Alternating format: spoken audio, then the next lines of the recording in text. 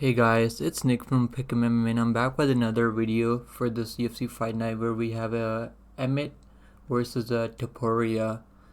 And Topuria is a big favorite in this main event, but I do think Emmett has a big chance to make this fight and maybe pull up an upset here. But let's do a quick recap of last weekend's bets. There were a lot of underdogs that came through. Let's talk about the best bets I had for you guys. Dennis Bondard didn't win. He was the favorite coming into the fight at minus 130. I thought he was going to have a good wrestling game plan to beat Alexander Hernandez, but it just felt like he was showboating a lot and just wasn't sticking to his game plan that he might have had with his coaches. And he did lose the fight and pretty much got knocked out at the end. And then after that, I had Armin Sarukian by TKO. It was like a minus 130, I think, the price tag for the prop. And it almost looked like Silva was going to survive to decision, but Sarukian was able to get him out of there by late TKO in the third round. But man, Silva is a tough son of a bee, like for real. That dude is hard to get out of there. He was trying to win that fight.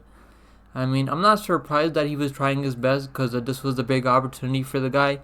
You don't get a call to fight a ranked opponent top 10 at lightweight. That's a big opportunity for Silva. And the dude came prepared. He was trying his best. He was stuffing some takedowns in the second round. And this fight was more competitive than everyone thought it was going to be. Armin Sarukian was like a minus 1,000, minus 1,150 by the time the fight started. But I gotta give credit to Silva here, man. But damn, those hammer fists, that ground and pound TKO was vicious. I don't know what Keith Peterson, what the hell he was smoking, what he was thinking. He let Silva take a bunch of ground and pound before he stopped that fight. It was a vicious finish by Armin Sarukian, but man, he's got some holes on the feet he's gonna improve on. And the next bet I had was Marvin Vettori by decision, which I think almost everyone was betting. It was like a minus 130, and then it went down to minus 110. But Marvin Vettori got his ass whooped. Jared Cannonier put it on him. I don't know how Jared Cannonier has the gas tank he has. He broke a significant strikes record against Marvin Vettori. And how in the hell did Marvin Vettori stay in that fight? This guy took a lot of shots that not a lot of people would have been able to. I did say this fight goes distance, and it did go to the scorecards. But man, Marvin Vettori is a tough guy. And then the next best bet I had was Alexandro by TKO. This is plus money, in the beginning of the week, but then it was minus 105 by the time the fight got going on. But yeah, Alexandro Costa was able to get it done by TKO, so this was a good bet on my part.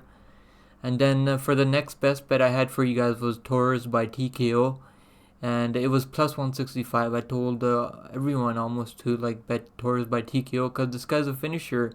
He flatlined Mota in that first round with that vicious elbow. Mota was sleeping. He was sleeping badly.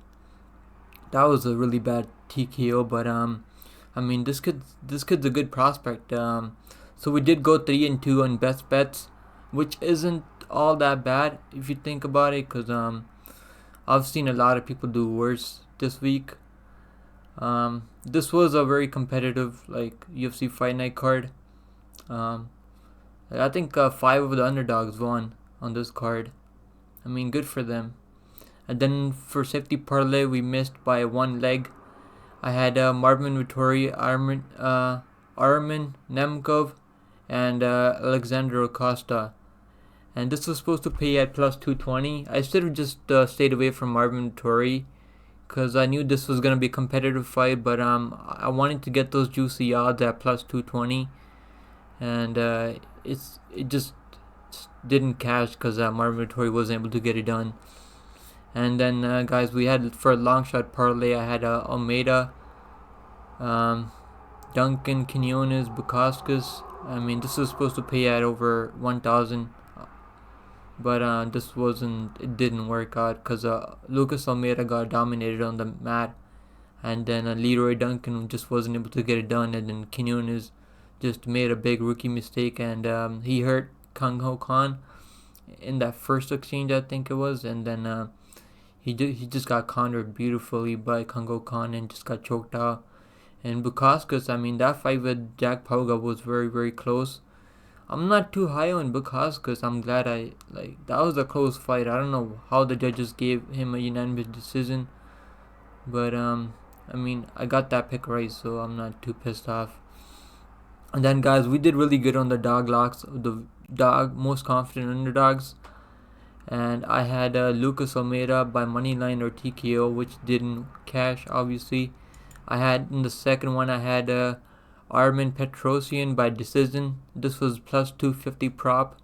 Very good call on my part because I knew Duncan wasn't very tested in the UFC. So I mean, he got exposed there.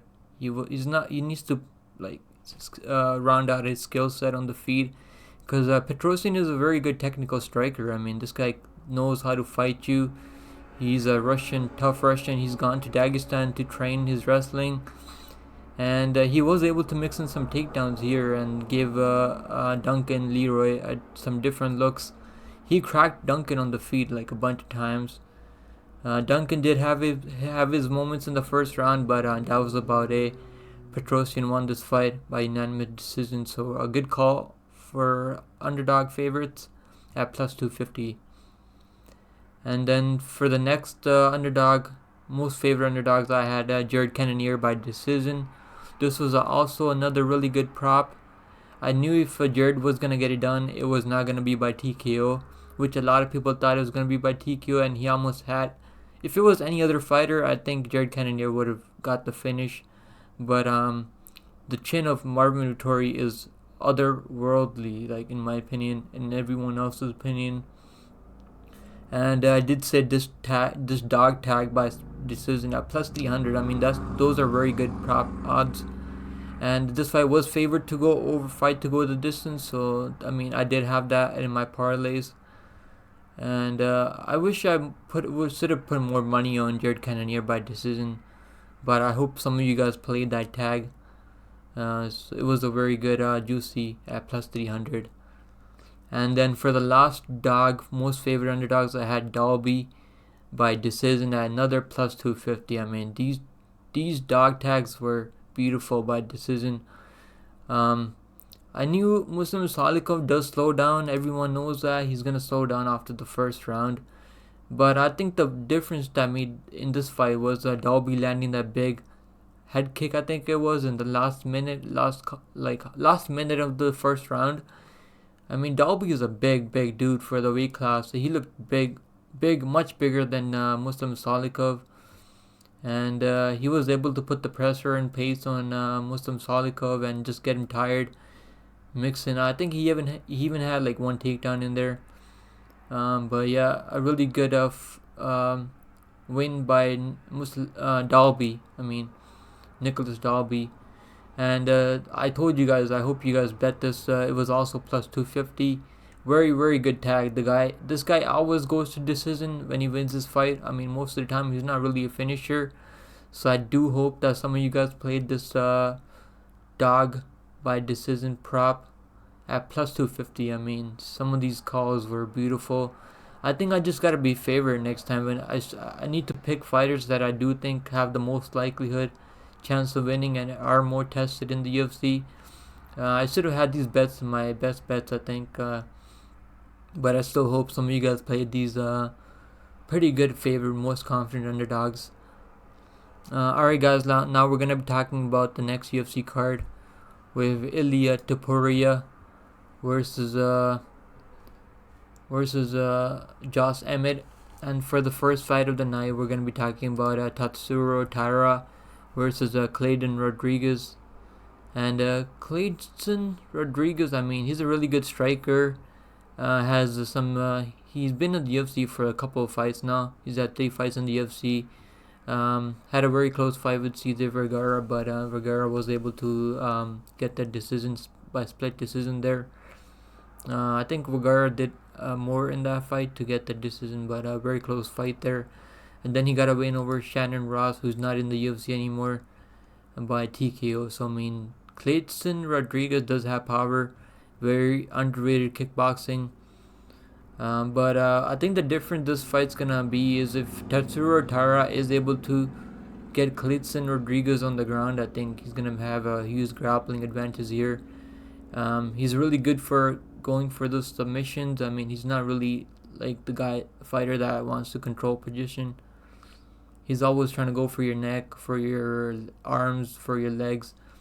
I mean, he submitted CJ Vergara by armbar, submitted Aguilar, then has a win over Carlos Candelario. So he's had 3 fights in the UFC, just like Clayton Rodriguez. I mean, I personally, I'm not gonna bet Tatsuro Taira here.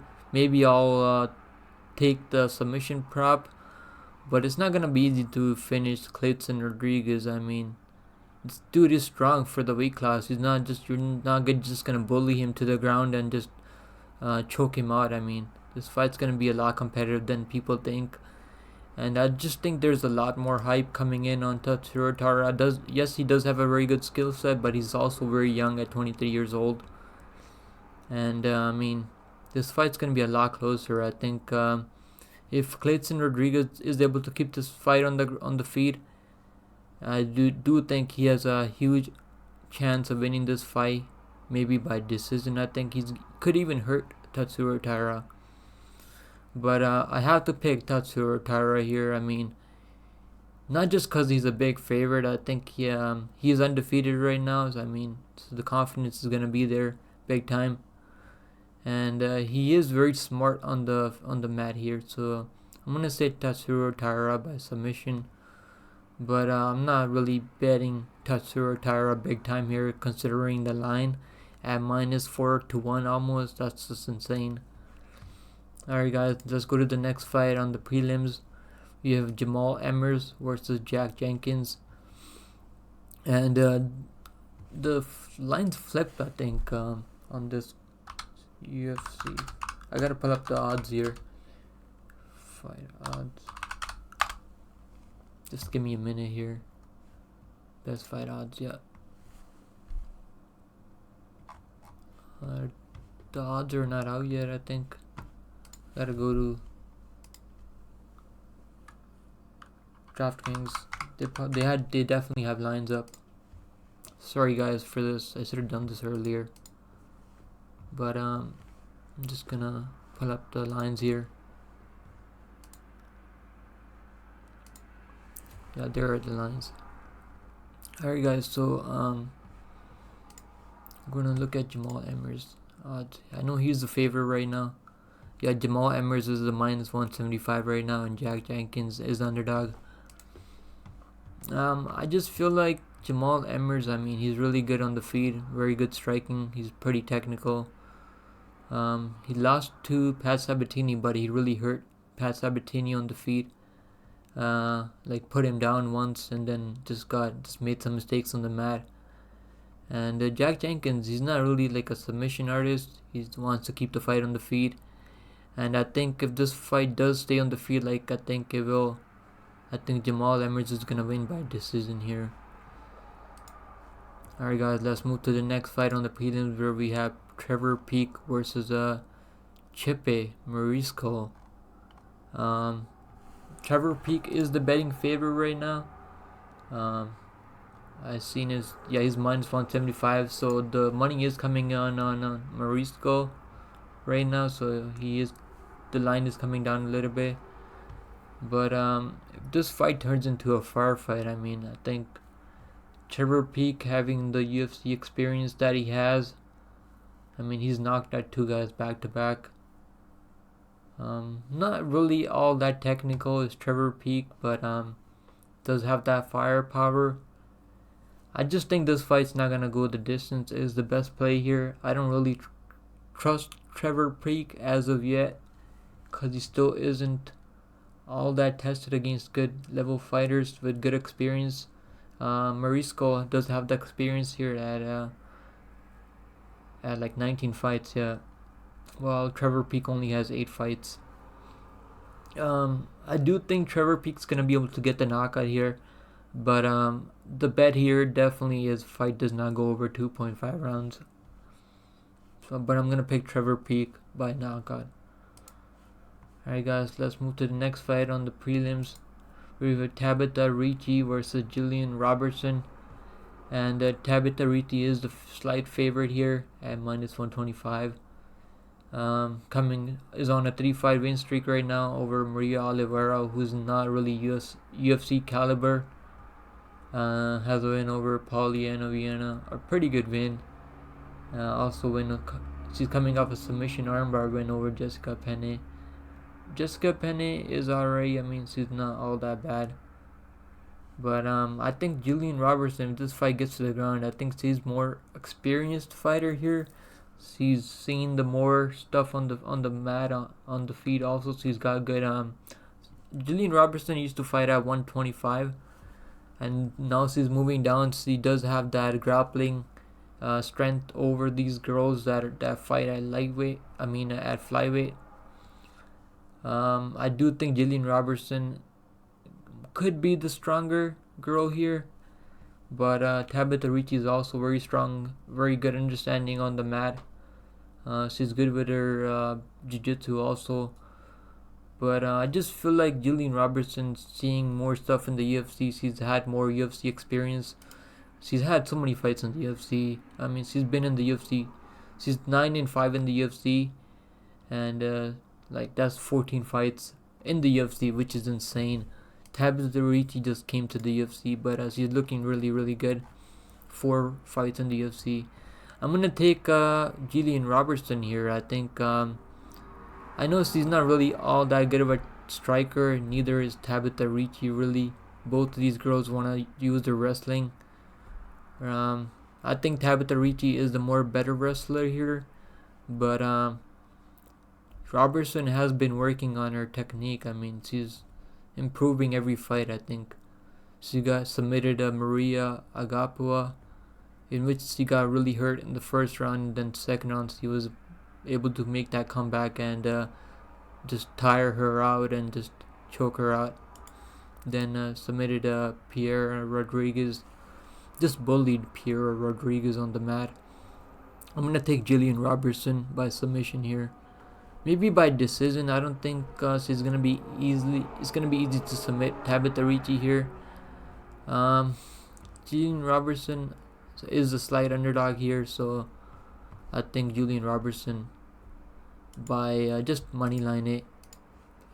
Alright guys, let's move to the next fight on the prelims, where we have Mateusz Rebecki versus Loic Rajabov, and I am gonna take Loic here. I think he's been at the top level. I mean, Rebecki is coming off a win over Nick Fury.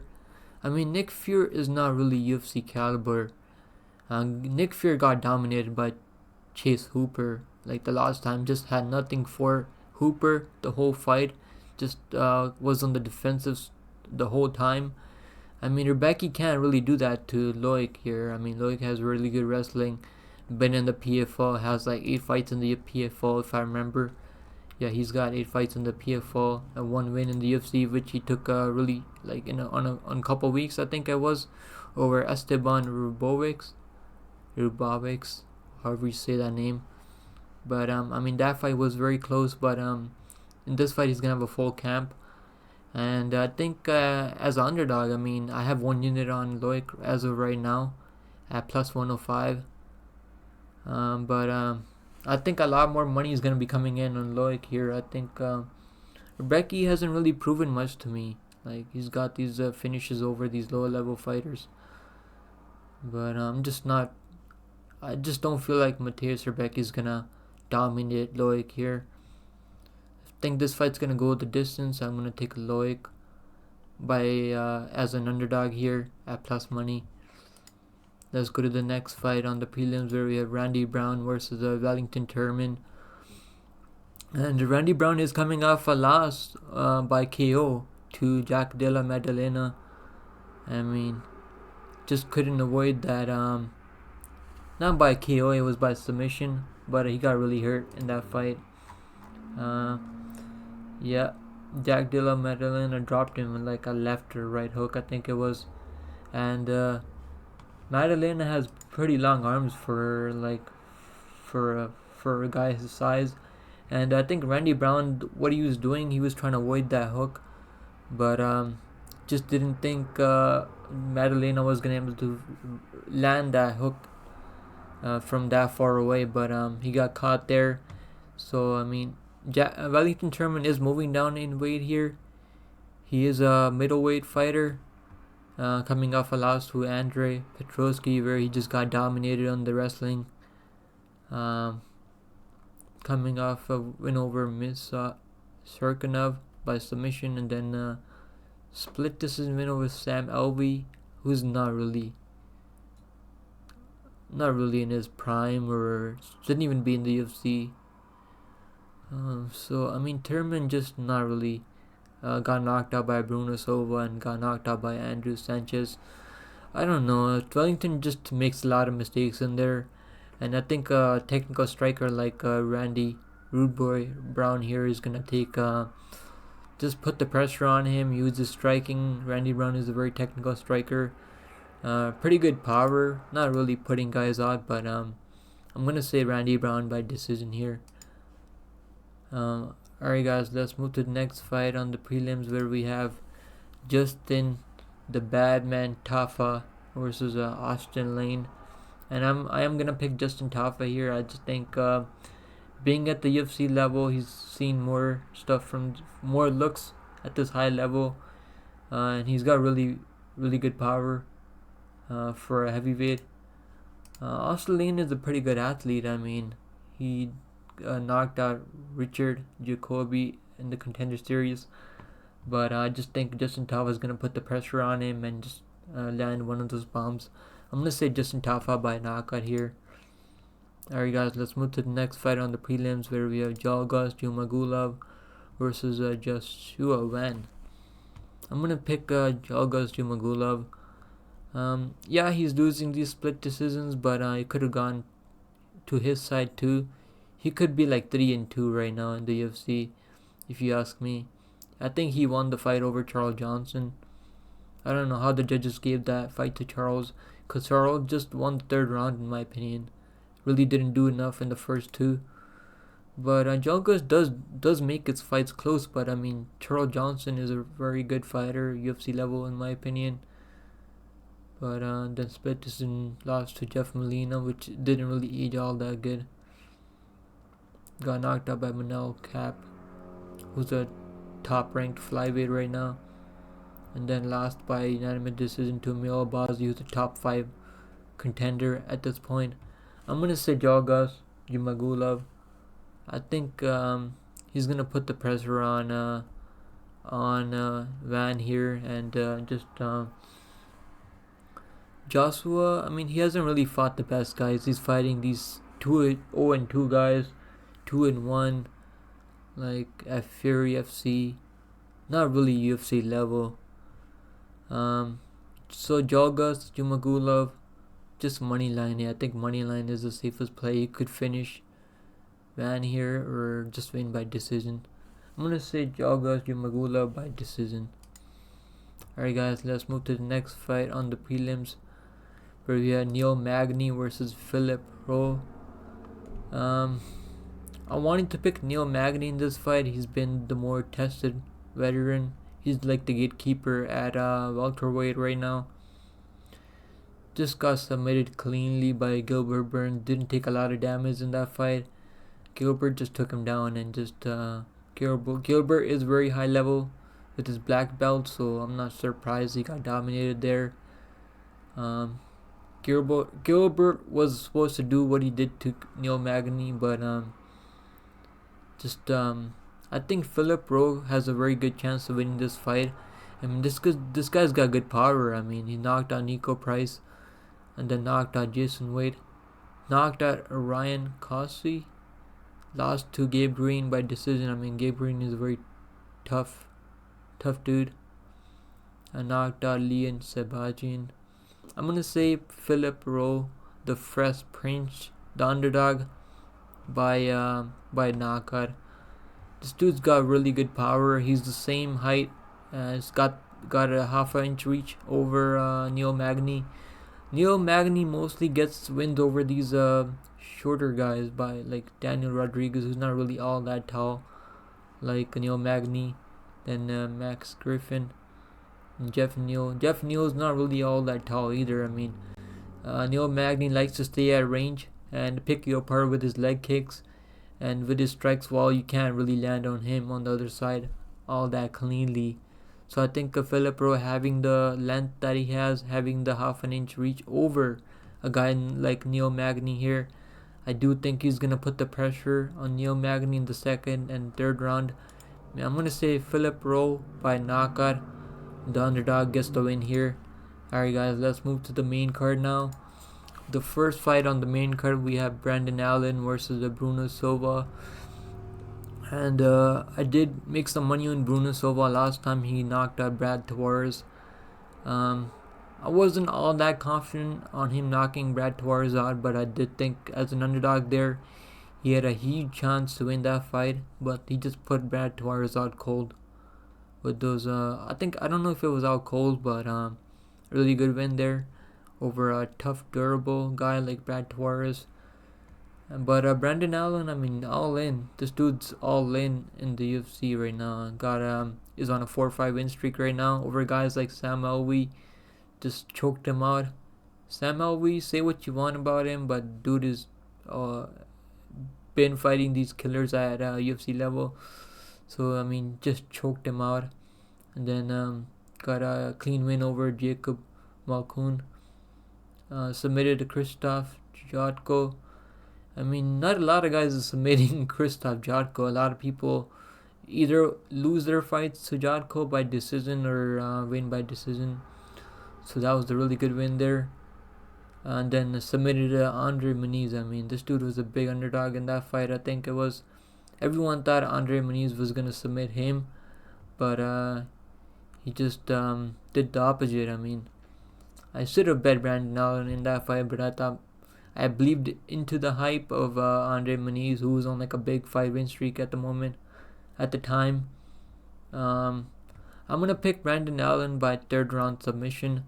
I do think Bruno's gonna be landing some clean shots on Brandon Allen in the first round, but Allen, I mean, he can hang on the feet. I mean, he's got pretty good striking now. He mixes it in really good.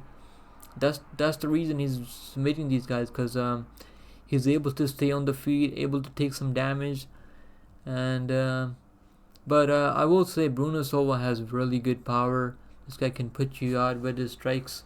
Really good power. I mean, he went to toe to toe with the Alex Pereira, who's an absolute monster at 185. I'm gonna pick Brandon Allen by submission, late submission, but I'm not really all too confident on this. Brandon Allen is the favorite here. I think if this fight does not go the distance, I don't really see it going the distance. Bruno Silva is very strong also, but Allen has been improving a lot in the last couple fights. His confidence is all in right now, at an all-time high right now. I mean, so I'm gonna say Brandon Allen by submission, but I don't think I'm really gonna be betting this fight. Maybe I'll sprinkle on Allen by submission, but this is gonna be a tough fight. I mean, Bruno Silva is gonna be fighting for that number 15 ranking, and he's gonna go for it. We just have to see if Brandon Allen is gonna be able to take those big shots by Silva and able to stay in the fight or not. That's what we have to see this Saturday. But my pick is Brandon Allen by maybe second or third round submission. Alright guys, let's move to the next fight on the main card, where we have David Onama versus Gabriel Santos. And I've seen a lot of people, like I've been watching other people's picks, and from everyone I've been seeing, like everyone's picking Gabriel Santos here. I mean, This dude's a big favorite over Onama, who's been tested at the UFC level. I mean, Onama has some really good wins in the UFC. Submitted a guy at the UFC level. Knocked out a guy standing TKO. Benitez on the feet, and lost a clean fight to Mason Jones, and then has a knockout at the regional scene. But I don't know if this is gonna be one-way traffic for Santos here, guys. I don't really understand these odds. Yeah, he's knocking people out at the LFA, but this is UFC. This is not gonna be easy to just put the pressure on David Onama and just dominate him like he's been dominating these low-level guys. When he had his fight in the UFC against Lerone Murphy, I mean, yeah, that fight was kind of close. It was pretty close, but Lerone Murphy was able to land those strikes in the middle. Yeah, Lerone Murphy is taller, but yeah, Onama is 5'11" here, and with the almost 3 inches in reach over Gabriel Santos. I think Gabriel Santos is gonna be trying to take David Onama down, but on the feed, this is gonna be a competitive fight, but I'm gonna pick David Onama. I don't understand these odds, guys. I'm gonna go with the tested UFC guy, David Onama. Look at this. Look at his fight with Nate Landwehr. I mean, this guy put it on Nate Landwehr in the second round. I mean, if it was any other guy than Nate Landwehr, who went toe-to-toe with Dan Ige, I mean, it's hard to put a guy away like Nate Landwehr. I think Nate Landwehr would beat the brakes out of Gabriel Santos, to be honest. But yeah, I'm gonna pick David Onama by decision. Alright, guys, let's move to the next fight on the main card.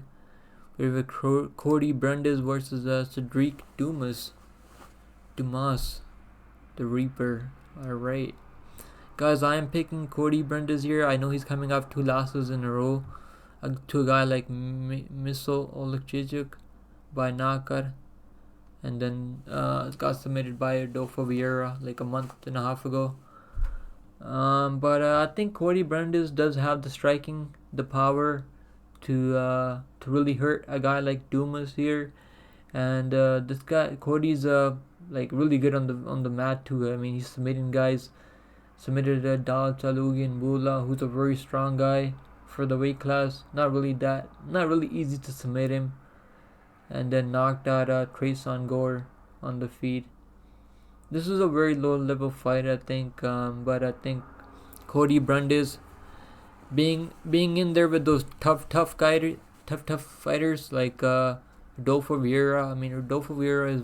I don't know how Rodolfo Vieira survived that first round against Cody.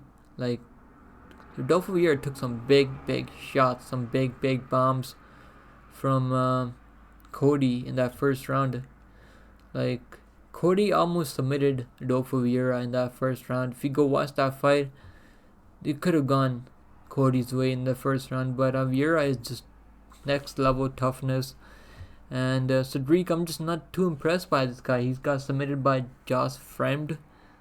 I mean, who has Josh Fremd been submitting?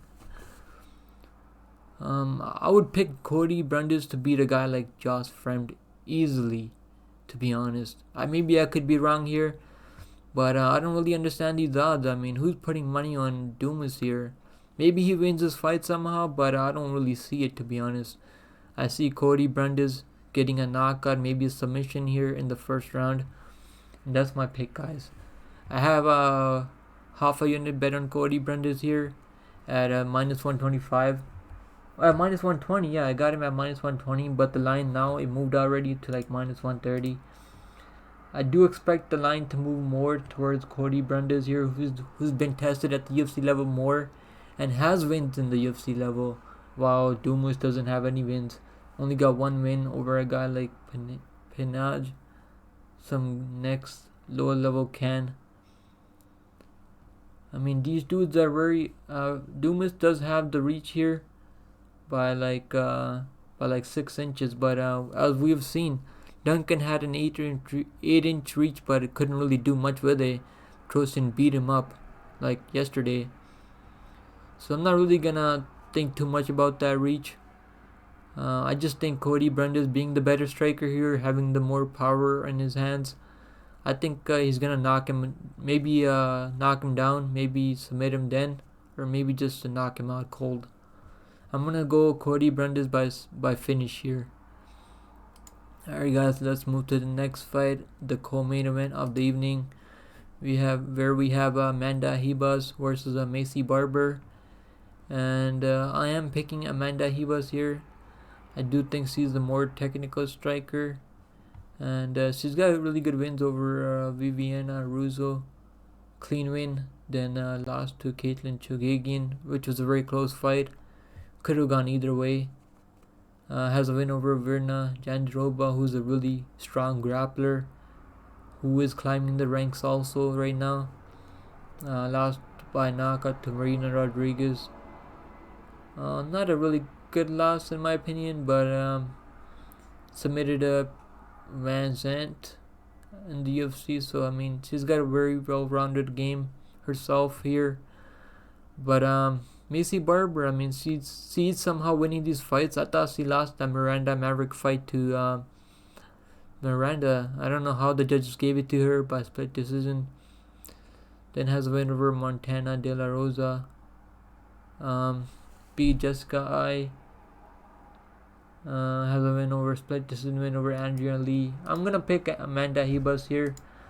I think she has a better game, and she's faced a better competition also. Amanda Ribas should win this fight by maybe by finish. I'm just gonna say by decision. Amanda Ribas by unanimous decision. Alright guys, it's time for the main event of the evening. Hit the like button, subscribe to my channel if you haven't yet. Leave a comment below for your boy for the algorithm. In the main event we have Josh Emmett versus Leah Topuria, El Matador. Wow guys, I really wanted to pick the big underdog here because this dude's a big underdog, and he's got all the tools to beat a guy like Ilia Topuria. Josh Emmett has the power, has very technical striking, very strong guy for the weight class. But dude, he's getting up there in age. He's 38 years old. For a guy fighting at 145, I mean that's not something I like to see. Is 5'6", and has a 1-inch reach over Leah Topuria. But his only loss in the last 5 fights is to Yair Rodriguez, who's fighting for the belt right now. He just got picked apart in that fight by Yair Rodriguez, then got triangle choked. Has a win over Calvin Kattar, very good win. Has a unanimous clean win over Dan Ige. I mean that win is really nice. Beat Shane Burgos, and then knocked out Mirsad Bektic, and also knocked out Michael Johnson.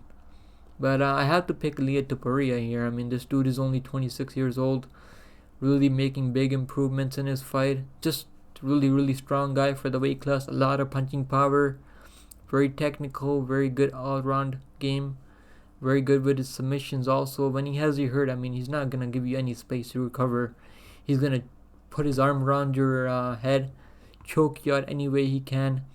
He submitted Bryce Mitchell in his last fight. Just beat Bryce up in that first and second round. Absolutely battered him. Knocked out Jai Herbert.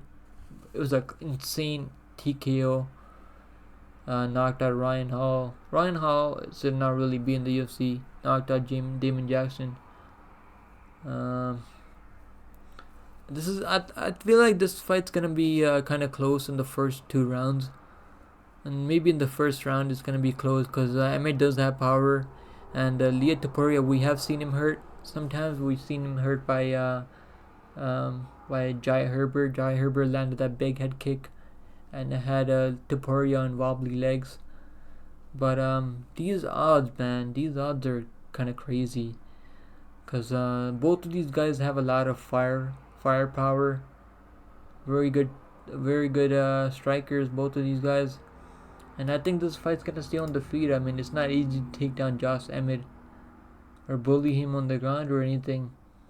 And we have seen, I mean, guys that are getting in their 30s, 40s, they're still really technical, really smart fighters. I mean, look at Jared Cannonier. He absolutely beat Marvin Vettori up. And I don't know how Marvin Vettori stayed in that fight. I mean, that's way over my head. How he managed to stay 25 minutes and get his ass whooped so badly by a 40-year-old. So I'm not really gonna like consider the age here too much, but this is a 145 weight class where you need to have your speed, you need to have that durability, because these guys hit really hard and they're very good technical strikers. They have the speed. But I think if you do want to take a shot on Josh Emmett here, the only way I see him winning this fight, I think, is by knockout. But good luck putting Topuria out. I mean, this dude's got a very good chin. But I'm not really going to be betting Ilia Topuria at these odds. I mean, that's kind of crazy. But I do think if Ilia Topuria wins, it's going to be club and sub. I don't see this fight going 5 rounds. Both of these guys are finishers. Not really going to decisions. Yeah, Josh Emmett goes to decision, but not Ilia Topuria. Both of these guys have a lot of firepower, and I see them letting it go for us fans this Saturday.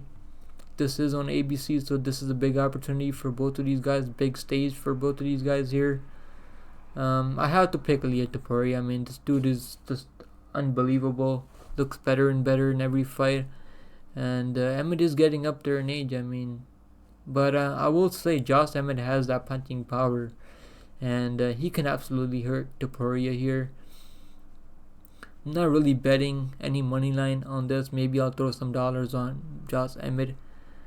But I do think there's value in Josh Emmett by knockout.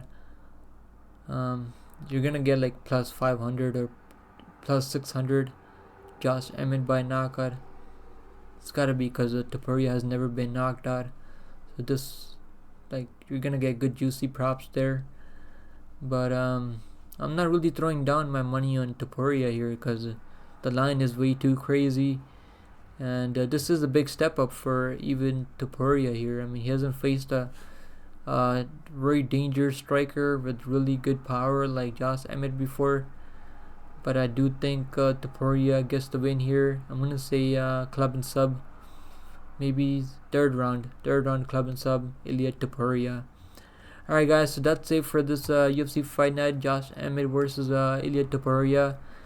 Please hit the subscribe button, hit the like button if you like this video. If you leave a comment below who you're going to be going with in the main event of this fight card. And let me know your most confident bets. I mean, who are you betting on? I really like hearing from you guys when you guys leave a comment below. So that's it for this card. I mean, I'm going to be making the best bets, the best favorite underdogs I like on this card. We did really good on the last favorite underdogs.